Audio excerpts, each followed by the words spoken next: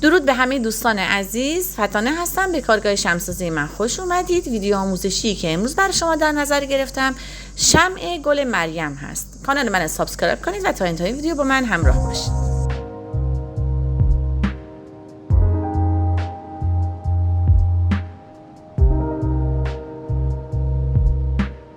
برای درست کردن شمع گل مریم اول اینکه صفحه سیلیکونی حتما پهن کنید و گل مریم این الگوش هست دوستان عزیزم. اگه نمیتونید شما با یک ابزار شکل این گل برگ‌ها رو روی همون اسپی وکس در بیارین، حتما این الگو رو داشته باشید. یه الگویی هستش که ذهنیه، از جایی برداشته نشده.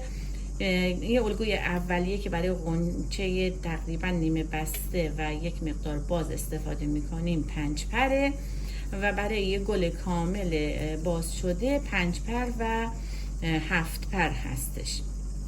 میتونین اینو خودتون الگوشو بذارین، به این صورت در بیارین و استفاده کنین.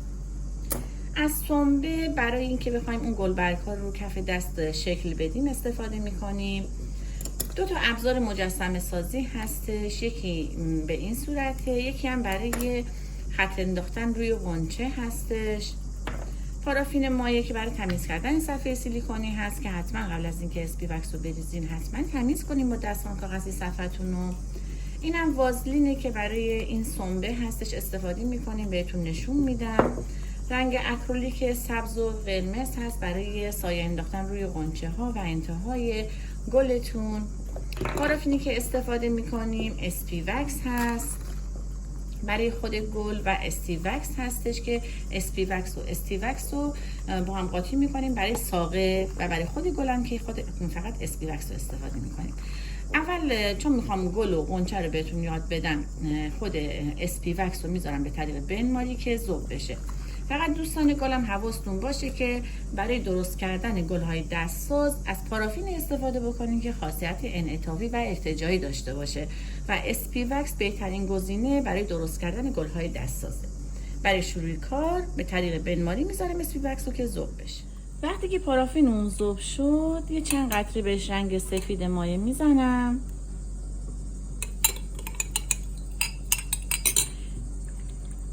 اسانس گل مریم هم من گرفتم، یه چند قطره اسانس هم بهش اضافه میکنم. دوباره میذارم داخل آب گرم که این رنگ کاملا داخلش حل بشه. قبل از اینکه اسپی وکس رو من بریزم رو صفحه سیلیکونی خوب این صفحه رو تمیز میکنم با پارافین مایع. شما میتونین از قبل اگه طرز تهیه‌اش رو یاد گرفتین و بلد هستین، من آموزش اسپی وکس ورقه‌ای رو گذاشتم، اگه ندیدید لینکش اون بالا میذارم که برید ببینید. میتونید از قبل اسپی وکس ورقه‌ای رو درست کنین، آماده بذارین به رنگ سفید و بعد آموزش همین گل مریم رو که الان دارم میذارم و درستش کنید. رنگ و اسانس داخل این پارافین کاملا حل شده. حالا رو صفحه سیلیکونی پهنش میکنم. زیادم نازکش نکنین که بتونین الگوشو بذارین و برشش بدین. برقای اسپی وکس هم آماده است. قبل از اینکه من گلا رو درست کنم و غنچه ها رو آماده کنم، استی وکس رو میذارم به طریق بنماری که ذوب بشه. استی وکس برای ساقه درست کردنه. 4 تا از این استی وکس ها رو با یک پیمانه لیوان کاغذی کوچیک اینو پیمانه زدم. اسپی وکس رو با همدیگه مخلوط میذارم به طریق بنماری ذوب بشه که ساقه رو درست کنیم. ساقه رو همیشه این دوتا با هم قاطی باشه. اگه فقط استی وکس رو استفاده کنین ساقه‌تون شکننده میشه. خب برای شروع درست کردن شمع گل مریم ابتدا از غنچه شروع میکنم. یه دونه از اینا رو برمیدارم، خاصیت انعطافی زیادی داره، میخوام غنچه رو درست کنم. یک مقدار این رو برمیدارم و گردش میکنم، ببینید چجوری نرمه.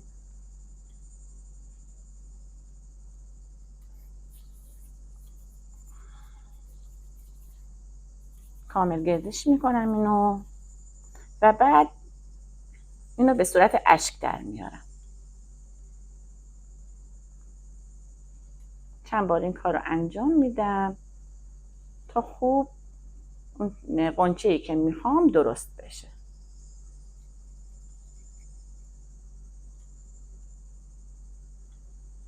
اول یه غنچه کوچیکتر درست میکنم. خب وقتی که این غنچه آماده شد، حالا با این ابزار خوب نگاه کنید. این ابزار رو میذارم روی این غنچه، یه خط عمیق میندازم، یه خطم تقریبا کنارش، کلا 3 خط باید داشته باشه به این صورت. از این مدل میتونین 3 تا درست کنید. حالا یه مقدار دیگه بیشتر برمیدارم و اینو گردش کردم، یه غنچه بزرگتر درست میکنم. ببینید میذارین کف دستتون و با انگشتتون فشار میدین تا به صورت یک اشک بزرگتر در بیاد. اینو دیگه بچه‌ها با حالت انگشت و دستتون میتونین رو شکلش بدین. از اون یه کوچولو باید بزرگتر بشه. از این مدل هم 3 تا درست میکنیم و باز مثل همون یه مقدار کشیده تر و بزرگتر مثل همون خط میندازیم. یه خط میندازم، یکی یه مقدار کنارش، یکی هم درست ما بین اون دوتا. حالا یکی از اینا رو برمیدارم میذارم رو صفحه و این الگو رو میذارم روی همین پارافین و بعد با این ابزار خوب نگاه کنید، ابزار رو برمیدارم یه خط خیلی ملایمی روش میکشم. نه اینکه این از این صفحه جدا بشه، نه، فقط میخوام که علامت این الگو روی این پارافین بیفته. خوب نگاه کنید اینجا رو.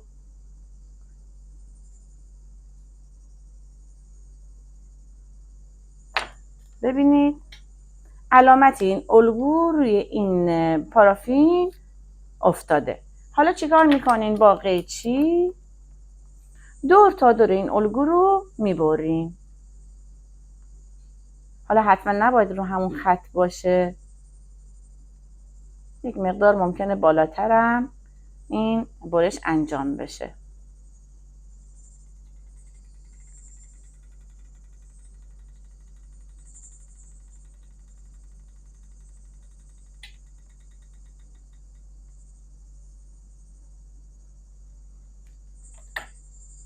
یه مقدار وازلین رو بردارین بزنین روی این قسمت سنبه.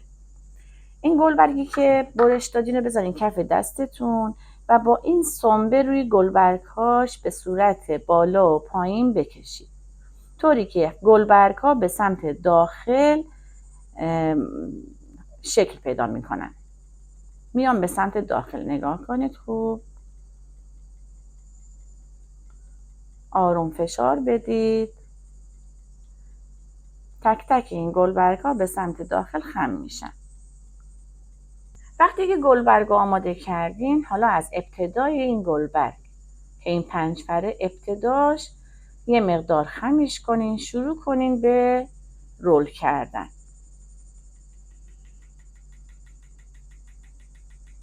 ببینین بچه ها همه چی توی دستای خودتونه، اینو میتونین به هر صورتی که دوست دارین شکلش بدین.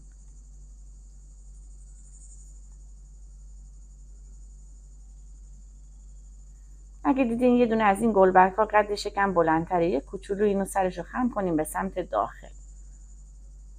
همینطور که دارین اینو شکل میدین، پایینش هم توی انگشتاتون باشه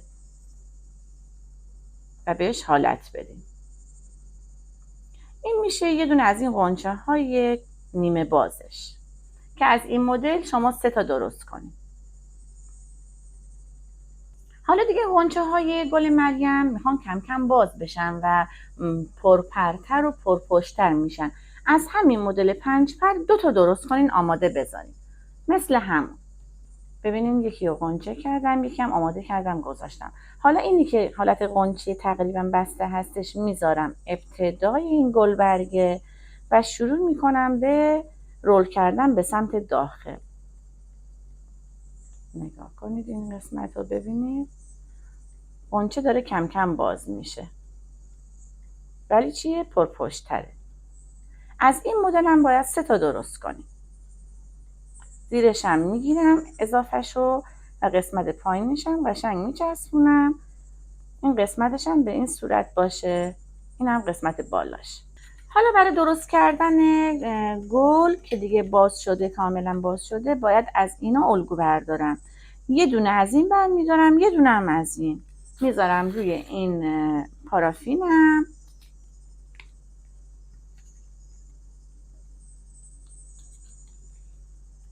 دور تا دورشو علامت گذاری میکنم مثل همون. خب من اینو برشش رو انجام دادم. حالا میذارم کف دستم و مثل همونا سنبه میکشم رو تک تک گلبرگ هاشو. گلبرگ ها رو سنبه زدم، آماده گذاشتم. حالا طریقه درست کردن گل بزرگتر رو تقریبا بازو بهتون یاد بدم. دوباره مثل همون از ابتدا شروع میکنیم به رول کردن به سمت داخل. غنچه رو درست کنم، یعنی غنچه‌ای که تقریبا داره باز میشه.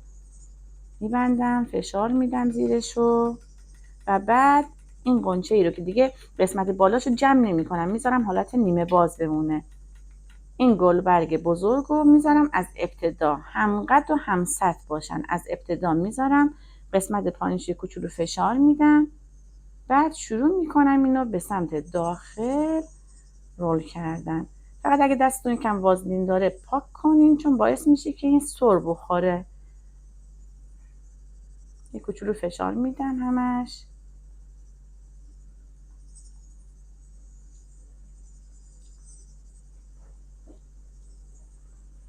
اینو یکم نگه میدارم پایینشو ببندم، سفت کنم. بعد گلبرگ های بالاشو با دستم به این صورت باز میکنم. اینم از گل باز مریم. از این مدل هم میتونین 6 تا 9 تا درست کنین. خب الان برای درست کردن ساق اسپی وکس و استی وکس رو که گفتم معیارش چقدر هست ذوب کردم. صفحه سیلیکونیمو خوب با پارافین مایع تمیز کردم. برای درست کردن رنگش، اون خودش که استی وکس یه مقدار رنگ سبز داره، یه چند قطره رنگ سبز مایع و یه قطره تا 2 قطره هم رنگ قهوه‌ای بهش میزنیم تا یه مقدار این رنگ سبزش از حالت کم رنگ بودن در بیاد. حالا اینو به شکل مستطیل روی صفحه سیلیکونی پهنش میکنم. منتظر میمونم تا خشک بشه.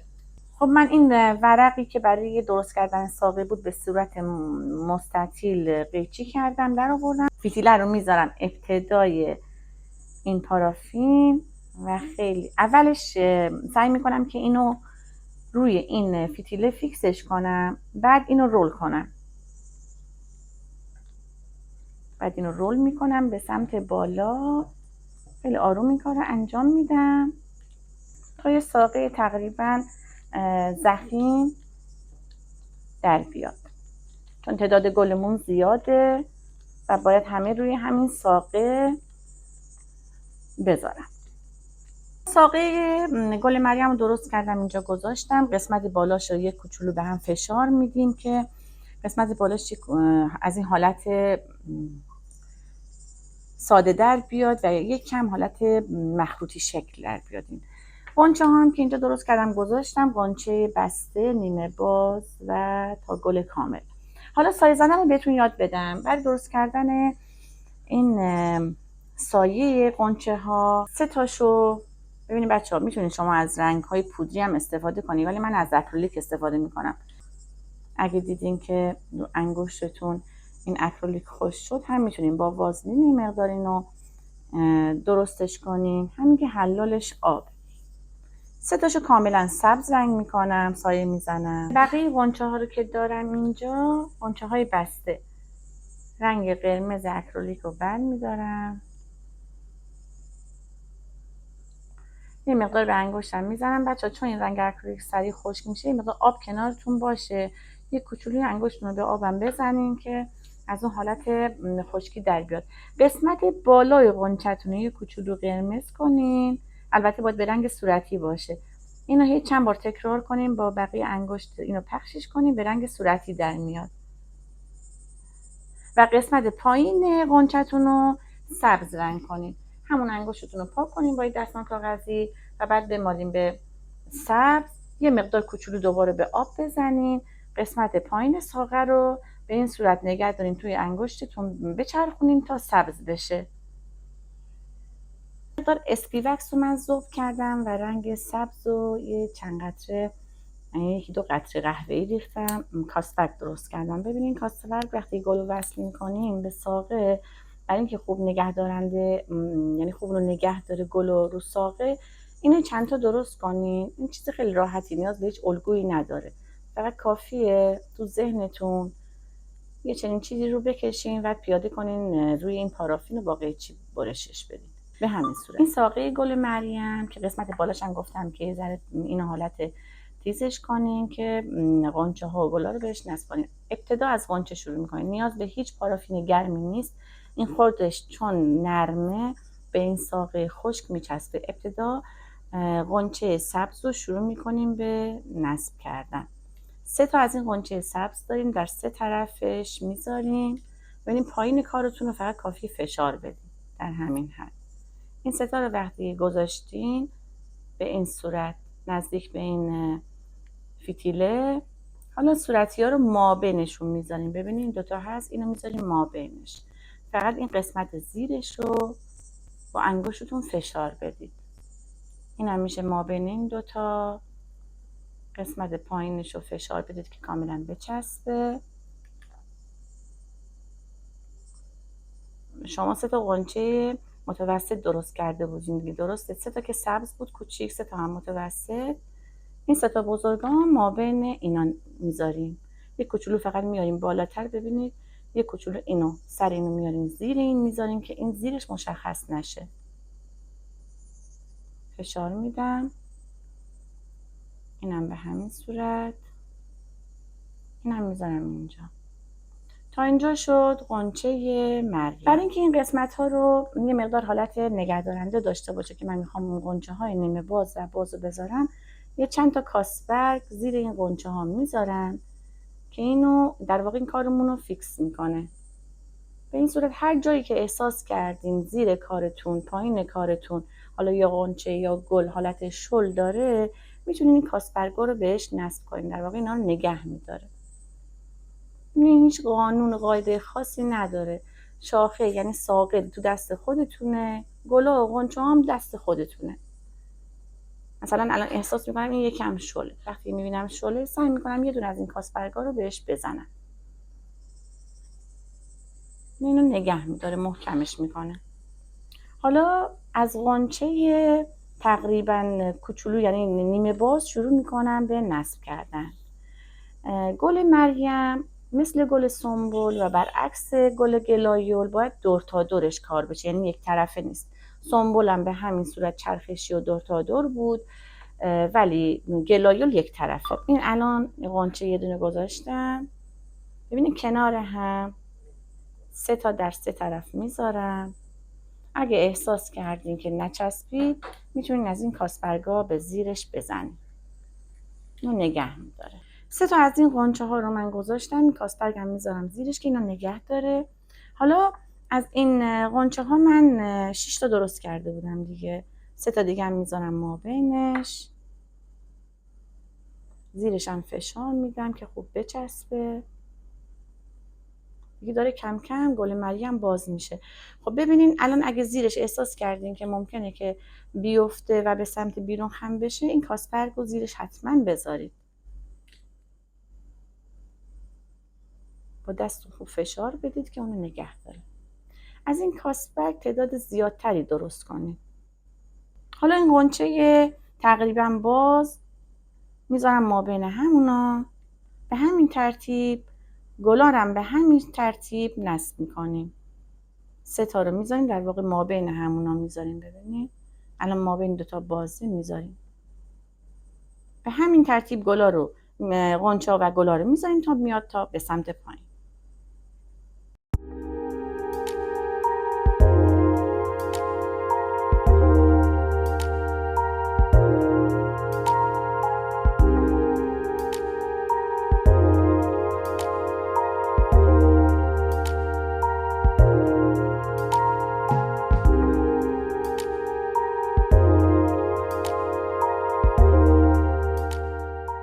حالا این 3 تا هم میذارم.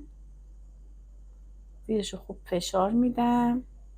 از این کاسبرگا زیرش چند تا میذارم. خوب اینو نگه داره. یکی هم اینجا میذارم که جای خالی داره. انگشتم خوب فشار میدم این زیرشو. اینم به همین صورت چند تا کاسبرگ میذارم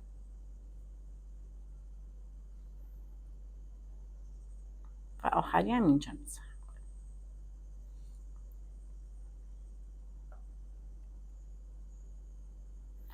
وقتی که دوستان این گلا رو به این ساق نصب کردین، ممکنه که مقدار این لبه های گلبرگ بچسبه. بعد با انگشتتون لبه های گلبرگ رو یکم باز کنین تا گلای باز خودش رو بهتر نشون بده. به این صورت.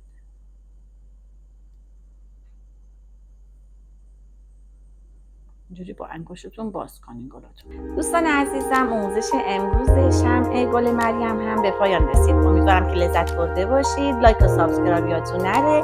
سوال اگه داشتید کامنت کنید. تا یه ویدیو آموزشی دیگه. خدا نگهدار.